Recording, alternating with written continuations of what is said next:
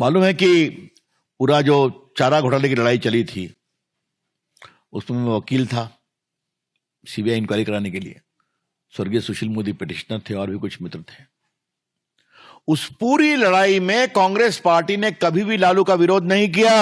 लूट का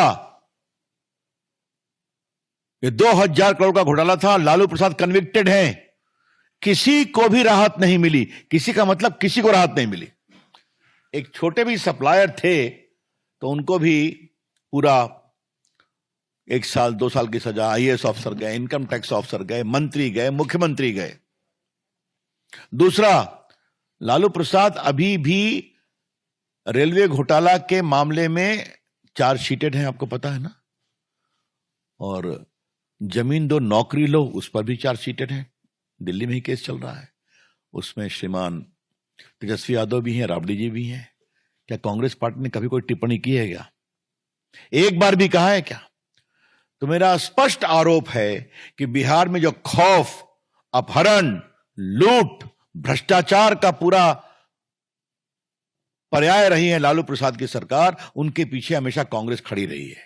उनको बचाने के लिए, समझाने के लिए, संभालने के लिए, मजबूती देने के लिए।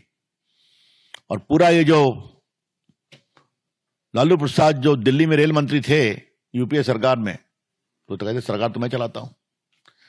तो आज जब कांग्रेस पार्टी बिहार में आई है ना वर्किंग कमेटी करने, तो इस अतीत का जवाब देना पड़ेगा। और वो मैं सवाल देश के पार्टी के राष्ट्रीय मंच से उठा रहा हूं। आप चुप क्यों थे जब बिहार के लोगों को किडनैप किया जा रहा था?